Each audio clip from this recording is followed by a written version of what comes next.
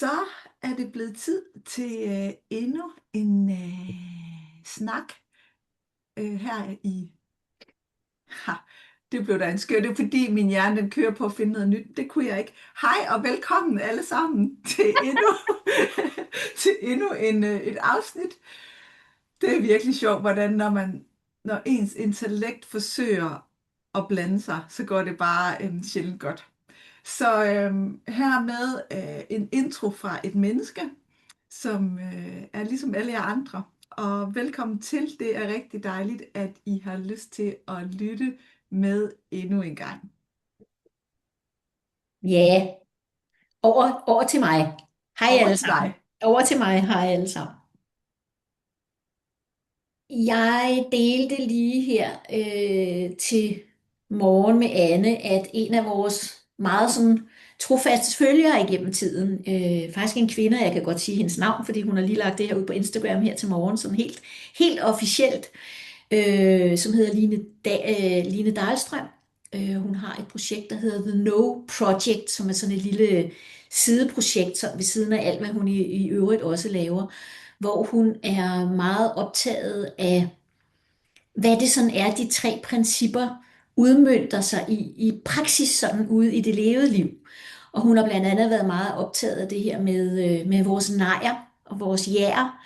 Og hun har også været meget optaget af det her med, hvad der egentlig sker, når vi sådan får de her indsigter, som jo er helt personlige for os selv, altså for os hver især, og som kommer indefra. Og til min store fryd, så delte hun i dag på Instagram en historie om sig selv, og for sådan at gøre hende ret, havde jeg nær sagt, så vil jeg egentlig bare dele det, som hun har skrevet, så det ikke bliver i min fortolkning. Men selve opslaget starter med, nej, du har ikke angst. Og det næste, hun så skriver, det er, der er nemlig ikke nogen, der har angst. Det her var en kæmpe indsigt for mig. Angst er en tilstand. Det er noget, der kommer og går, og det afhænger af, hvilke tanker jeg tror på. Der er rigtig mange af vores tanker, som vi ikke kan stole på. De er dramatiske, de er kreative, men der er ikke nogen tanker, der kender fremtiden. Der er heller ikke nogen tanker, der ved, hvad andre mennesker tænker, eller om flyet falder ned. Den sidste her, det er noget, jeg har kæmpet rigtig meget med. For at være helt ærlig, så havde jeg det rædselsfuldt. Nogle gange havde jeg det rædselsfuldt i flere uger, før jeg skulle ud og rejse. Jeg lå søvnløs om natten, jeg græd, og der var en endeløs række af hvad nu hvis tanker. For en tid, så lænede jeg mig ind i noget meget stærkt anti-angst-medicin. Og faktisk så hjalp det mig rigtig meget. Men sidste gang jeg skulle ud og rejse, der skete der noget fuldstændig uventet. På vej til lufthavnen sad jeg med den lille hvide pille i den ene hånd og en flaske vand i den anden. Og pludselig ramte indsigten mig. Jeg er i gang med at tage en pille, fordi jeg er bange for mine egne tanker. Jeg er ikke bange for at flyve. Jeg er bange for mine tanker om at flyve.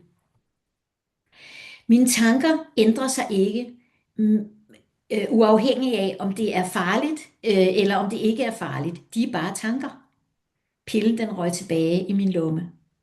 I starten var jeg stadigvæk en lille smule ængstelig, og mine tanker stillede spørgsmålstegn ved min beslutning. Men impulsen kom fra en klarhed, så jeg lyttede ikke til alle de mentale tilbagefald, kan man sige, der kom via tankerne, ikke? Og da jeg endelig sad på flyvemaskinen, så skete der noget fuldstændig fantastisk. I stedet for at lukke mine øjne og fokusere på min vejrtrækning og mærke efter mit hjerte, der bare ræsede derudad, så sad jeg bare der, fuldstændig roligt og kiggede ud af vinduet. Jeg nød udsigten efterhånden, som vi steg op over skyerne og sad og sludrede med mine veninder. Og da jeg jo ikke var på medicin, så betød det også, at jeg havde ret til at nyde en stor gin og tonic. Fuldstændig ligesom det skulle være. Kæmpe, kæmpe sejr. Ja, jeg blev bare så glad, da jeg så det, fordi det, som Line peger på her, det er, at vi kan tale om det her med ting, der på en eller anden måde går os på, eller ting, vi er bange for, eller ting, der generer os i livet, eller ting, vi har lyst til at prøve, men alligevel ikke tør. Og vi kan sikkert godt se rationalet i det, altså nemlig, at det ikke er rationelt. Men de fleste af os er faktisk ikke i stand til at gøre noget ved det, altså at handle reelt på det, før at vi pludselig bliver ramt af en indsigt, der kommer indefra. Og det vil sige, at det Line taler om her, det er, at hun har vendt det her, ved jeg, i det uendelige med alle mulige mennesker. Hun har også talt med sin læge om det.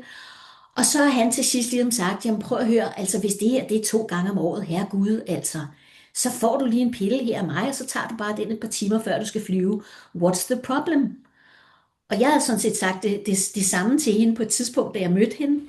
Jamen det er da lige meget, altså uanset om man kender til 3P eller ej, hvis det her hjælper dig, altså fred være med det, hvis det er 2 gange om året. Og det havde hun egentlig levet med i et stykke tid, men efterhånden, som hun sådan dykkede mere og mere ned i 3P og lærte 3P mere og mere at kende, så var der også et eller andet, der generede hende i det, altså. Men hun kunne bare ikke rigtig få skovlen under det, indtil hun pludselig sidder der i metroen, og den her indsigt bare rammer hende med et trylleslag, og det kommer fuldstændig indefra. Og så er der bare noget, som bliver så klart og så tydeligt for hende, det her med, at jeg er jo i virkeligheden ikke bange for at flyve. Jeg har aldrig været bange for at flyve. Jeg er bange for mine egne tanker om at flyve. Og pludselig så er der noget, der opløser sig og ændrer sig. Det er ikke en gøren. Det er ikke noget, nogen andre kunne have gjort for hende, eller nogen andre kunne have hjulpet hende med. Det er simpelthen en indsigt, der kommer indefra. Og så er alt pludselig anderledes. Verden er den samme. Det at flyve er det samme. Det er det samme, hun skal, men pludselig er alt anderledes. Og det gør hele forskellen.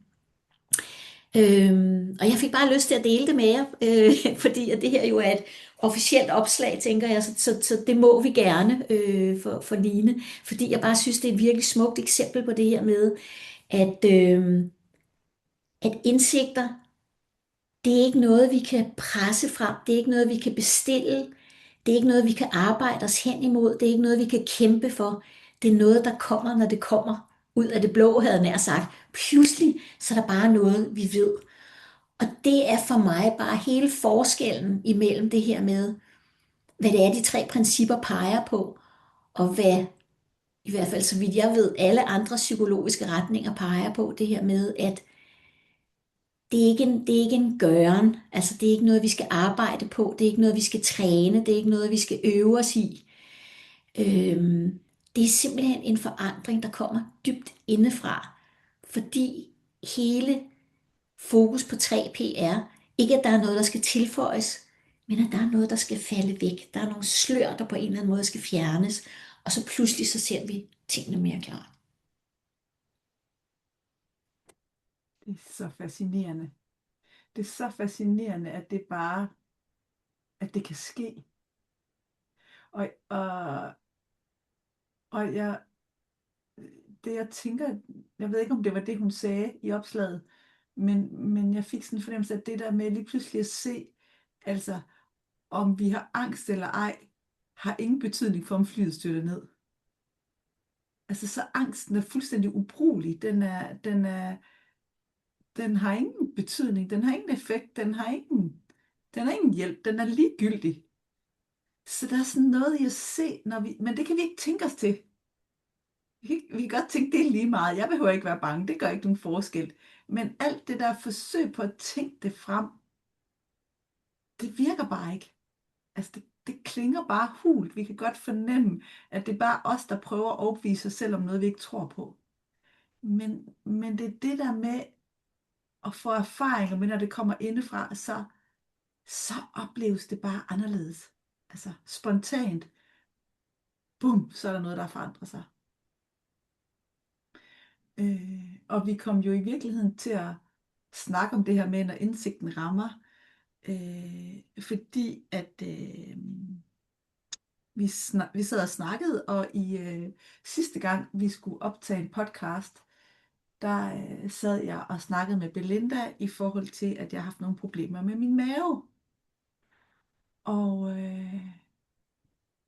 Og så blev det lige pludselig i løbet af den samtale fuldstændig klart for mig, at jeg skulle stoppe med at drikke kaffe. Og Og de her problemer med min mave har jeg haft i mange år, så det er sådan noget, altså 5 år, altså længe. Og jeg har haft dem i forbindelse med 3P, og så har jeg tænkt, jeg skal jo bare have en indsigt.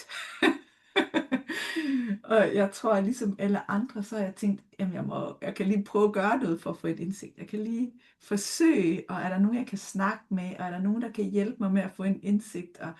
Så det har jeg sådan forsøgt, og det har jeg ikke rigtig gjort nogen forskel. Og det er jo, hvad det er. Det, der er interessant, det er jo det der med at have tillid til, at der kan komme en. Øhm, men ikke desto mindre, så sidder jeg og snakker med Belinda. Sidste gang vi skulle optage, så står det bare lige pludselig klart for mig, jeg skal stoppe med at drikke kaffe. Og i virkeligheden, så er det noget, jeg har vidst i flere år. Altså jeg har længe tænkt, altså indefra har der bare været sådan en helt klar stemme, der siger, du stop med at drikke kaffe og drik mere vand. Altså jeg vidste, det ville være godt for mig. Jeg ikke vidste, hvad det ville betyde, eller jeg har ikke kunne forudsige noget som helst om, hvad der ville ske, hvis jeg gjorde det. Jeg har bare vidst inderst inde, at det var det rigtige at gøre. Men jeg har bare ikke været villig til at tage de konsekvenser, det vil have, fordi jeg har bare elsket min morgenkaffe. Og jeg er sådan en, der, når jeg skal til København, så elsker jeg at købe en kaffe, jeg kan have med på turen derover. Og altså turen til København uden en kaffe ville nærmest i mit hoved være en dårlig tur. Altså det er virkelig, jeg har haft så meget attachment til at kunne drikke den der kop kaffe. Så det er sådan helt, det er hyggeligt. Altså der har været så meget tænkning omkring det.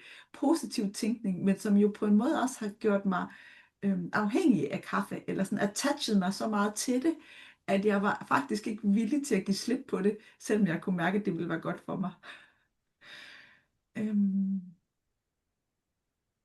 og så ved jeg ikke, det var det, vi kom til at snakke om, og det var også det, dagens emne udsprang af, at, at lige pludselig, og jeg kan ikke forklare, hvorfor, det var anderledes den dag, end alle de andre dage, hvor jeg tænkte, jeg burde også stoppe med at drikke kaffe. Ikke? Men der var de andre gange, så har det været sådan noget, jeg burde gøre det, men jeg har bare samtidig på en måde også tænkt, det gør jeg ikke alligevel. Men da vi sad der, Belinda, der var der bare noget i mig, der tænkte, ej, nu stopper jeg. Og jeg havde ingen idé om at gøre det nogen eller jeg vidste, det var det rigtige at forsøge, jeg vidste, det var det rigtige at gøre. Jeg vidste, det var det rigtige, ikke at have for kaffe, ikke at få den mælk, der hørte til kaffen. Og, og så var det bare sjovt, så mødtes vi jo så her i dag, og så spørger Belinda mig jo, nå, men hvad så, har du drukket kaffe, eller hvordan er det gået? Og så, og det er bare sådan, nej, det har jeg ikke. Jeg har ikke rørt kaffe siden. Og det mærkelige er, at det har ikke været svært at lade være.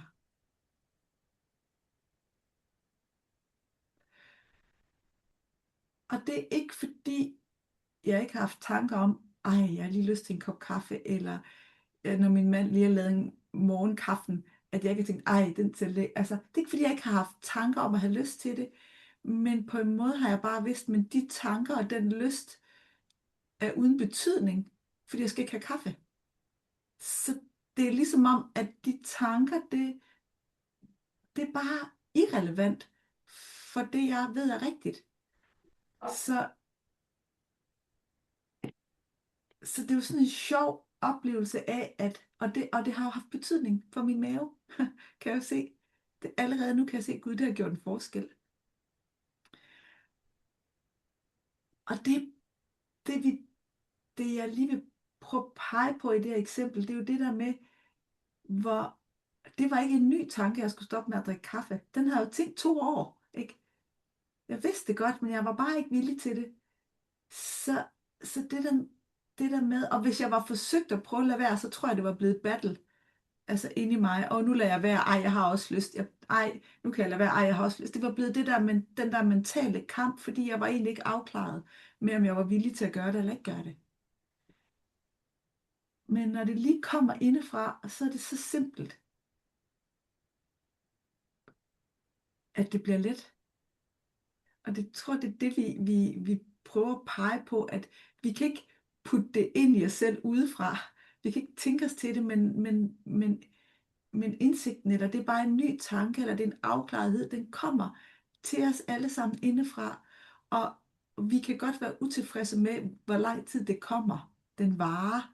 Altså jeg har jo været 2 år undervejs for at blive afklaret med det her. Så det er bare, jeg peger bare på det, fordi det kan lyde som om, bang, så får man indsigt, og så løser det sig. Men i virkeligheden har det jo været en lang proces for mig, at bare nå hertil. Men det sjove er, at da den ramte, så var det simpelt. Helt vildt enkelt. Mm. Og det kunne man se på dig. Altså det var meget interessant at sidde og observere det. Vi to har også snakket om det før. Det der med maven, og jeg tror også, jeg har sagt et eller andet med det med kaffen, om du troede, det havde nogen indvirkning eller whatever, ikke?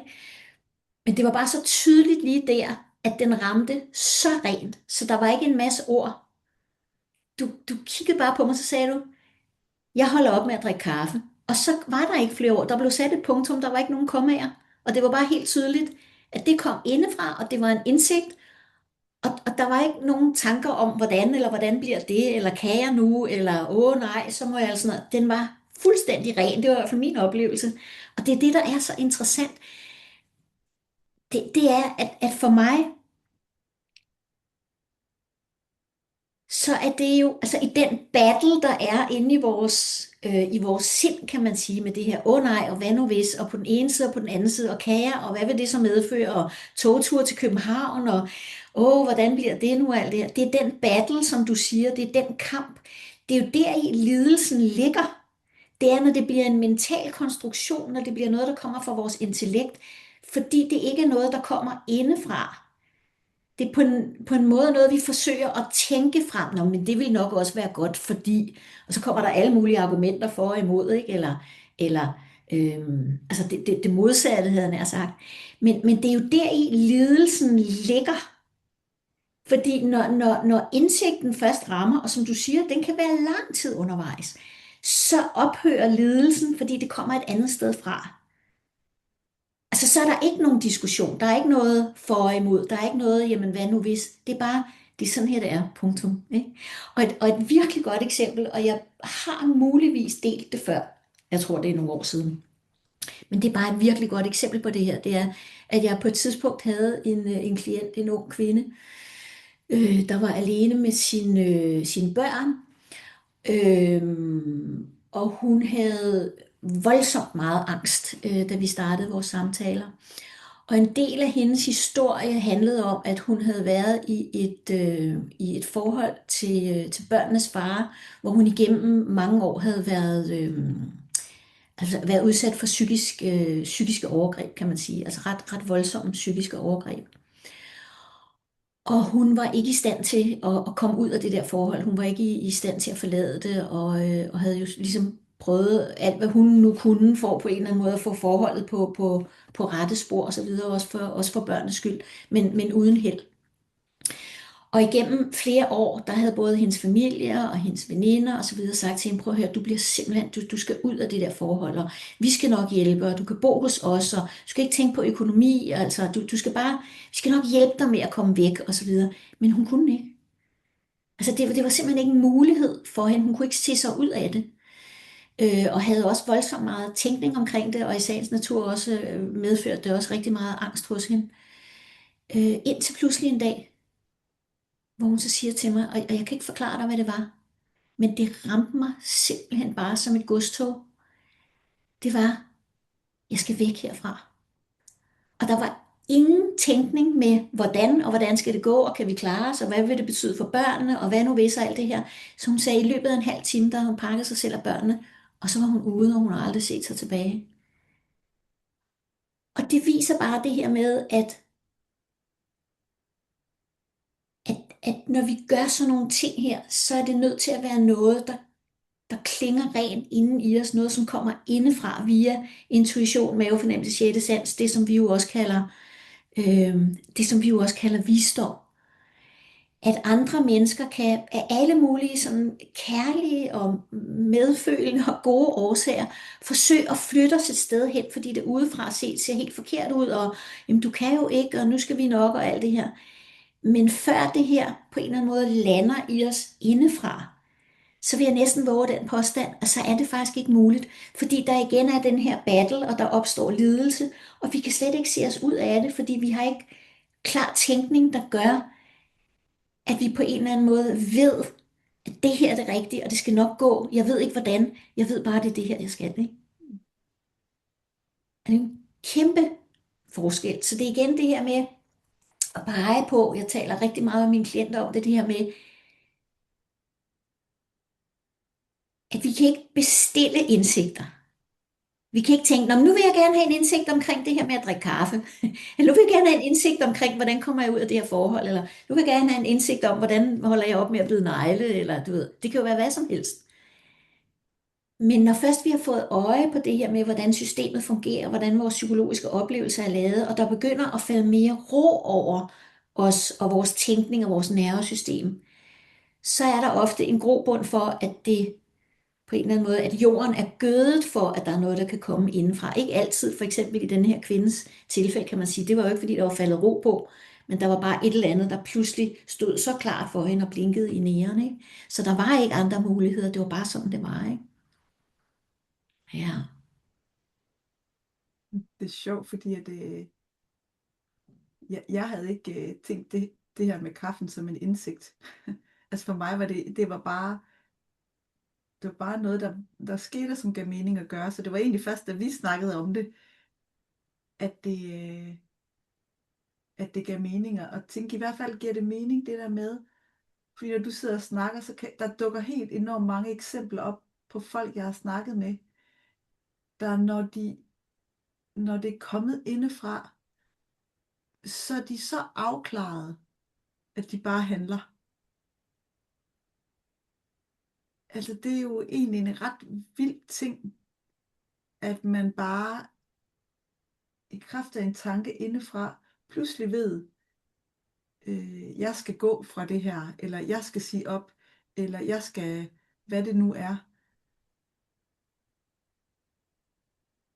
så vi bare gør det. Og som du siger, man kan fornemme det på folk i det øjeblik. Nu gætter jeg jo, men jeg tænker, den her kvinde, da godstoget ramte hende, og hun vidste, hun skulle afsted, så vil jeg gætte på, i den måde, hun var på, der ville dem omkring hende vide, det er det, der kommer til at ske. Ikke? Fordi hun stiller ikke spørgsmålstegn ved det, og derfor så kommer hun ud i verden med en vished og en klarhed, som verden kan fornemme. Og det synes jeg er bare fascinerende, ligesom, ja. Ja, ja.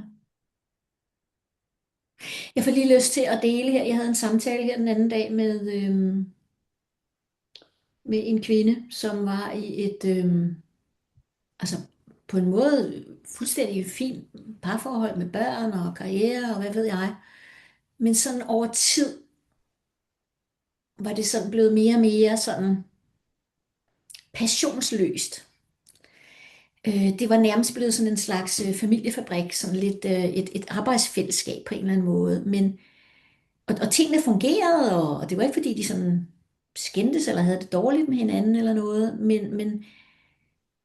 men som hun sagde, der er ikke nogen af os, der sådan på den måde nærmer os hinanden, eller udviser sårbarhed eller noget. Det er blevet sådan lidt en købmandsforretning, du ved. Jamen, hvis du ikke giver noget, så giver jeg heller ikke noget. Altså sådan på kærlighedsfronten, ikke?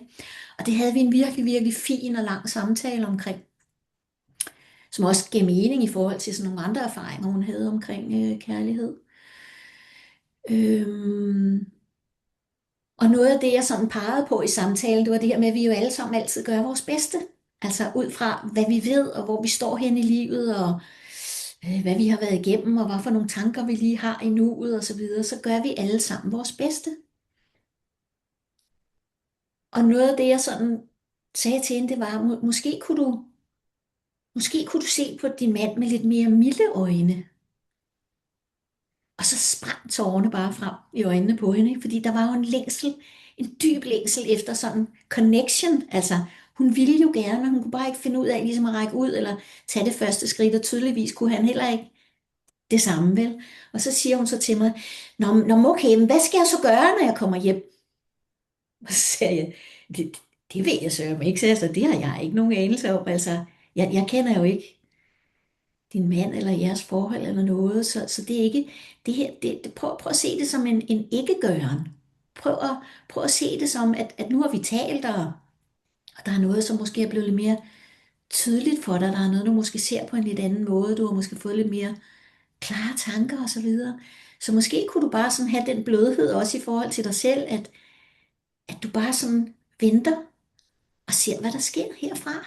Altså, der er ikke noget, du sådan skal gøre, eller lige pludselig så kommer det indenfra, så er jeg sikker på, at så ved du sådan præcis, du ved, hvordan det her skal gribes an.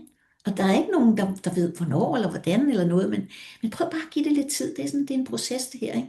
Og da så hun gik ud af døren, så kiggede hun bare på mig sådan og tog mig i hænderne, så sagde hun, du ved slet ikke, hvor fantastisk det er, det her med, at der ikke er noget, jeg skal arbejde på, at jeg ikke har fået lektier for, at jeg ikke til næste gang, vi skal mødes, skal have gjort et eller andet sådan kærligt i forhold til min mand, eller øve mig eller noget. Det her med, at du bare siger, at jeg egentlig bare må læne mig tilbage, og så kommer det faktisk helt af sig selv indefra. Det er jo fantastisk, sagde hun så. Så sagde jeg, ja, men det er jo det, de tre principper kan. Det er jo også det, de tre principper peger på, ikke? At der er ikke nogen gøren i det. Det er noget, der udvikler sig organisk på en eller anden måde, ikke? Og jeg kan i den grad følge den der lettelse i, Gud, jamen, det er egentlig ikke op til mig, det er ikke mit ansvar. Altså, andet end at være vågen og være bevidst, ikke? Og så se, jamen, hvad sker der, hvad mærker jeg, hvad får jeg lyst til, ikke? Det var meget smukt. Ej, det er så fint. Og jeg hørte Linda Pransky sige på et tidspunkt, og det kunne jeg bare genkende, hun siger, hun, hendes take på det var i hvert fald, at alle, der begynder at fornemme principperne og mærker, hvor let det føles ikke at skulle gøre noget, bare være, og hvor befriende det er at få øje på noget nyt, eller få en indsigt, at så gør vores hjerne det, at det vil den gerne have mere af. Ikke? Og så forsøger vi at skabe indsigter med vores tænkning. Og det synes jeg også, er der bare mange mennesker, jeg har snakket med, hvor det begynder at få øje på, det er egentlig det, jeg kommer til at gøre nu. Jeg kommer til at prøve at give mig selv indsigter. Jeg kommer til at tænke det frem. Jeg kommer til at arbejde på det. Jeg kommer til at ville have. Og, og når man så prøver på det, så kommer man også tit til at føle, at man mislykkes. Man kommer til at føle, at det ikke, at man bliver forkert, eller jeg fik ikke de indsigter, jeg skulle have, eller, og det er bare fordi, vi kommer til at gå ind i den der gamle logik om, at det er op til os. Altså, der er sådan en utrolig befrielse i, at det kan det ikke være, fordi vi kan ikke tænke det frem, men vi er skabt til at få det. Det synes jeg bare er, og vi kan se med mildhed på os selv i alle vores forsøg på, på at få det til at ske. Og så kan vi stille og roligt mere og mere få øje på, men det er ikke derfra, det sker alligevel. Nej, det er det. Det er det bare ikke. Det er bare ikke fra vores egen personlige tænkning, at det vi har brug for kommer. Det Ja, kommer til os, ja, ikke fra mind eller fra. ja, det er det. Jeg kom faktisk lige i tanke om, at i løbet af samtalen, da vi sådan sad og snakkede, så siger hun lige pludselig, ej, jeg får faktisk pludselig helt ondt af ham, siger hun så, ikke? Altså, og det var bare sådan en helt ny tone, sådan en helt ny måde at se det på, altså, og tydeligvis, fordi at der var noget, der sådan løsnede sig, og noget, der faldt væk, ikke? Så hun pludselig kunne se ind i det der med nogle andre, et andet blik på en eller anden måde, ikke? Altså, hvor jeg tænker, Ja, så er der grobund for, at der ligesom er noget, der kan få lov til at komme op til overfladen, ikke? ja. Ej, det er det samme, Fordi der er jeg noget har hårdhed, oplevet. der er noget hårdhed, der på en eller anden måde opløses, ikke? Ja, Der er noget uskyldigt i det, vi går og gør. Og folk, det er den samme blødhed, vi kan få i forhold til os selv. Altså, jeg har oplevet med klienter, der siger, ej, men jeg går jo og gør alt det her, fordi jeg tror, det virker, men det gør det jo ikke.